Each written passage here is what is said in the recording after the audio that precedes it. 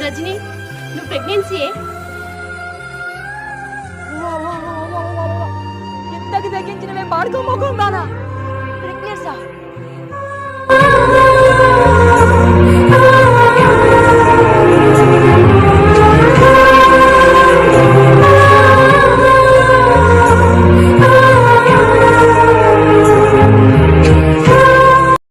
Hi friends, welcome to మన పల్లె శివ.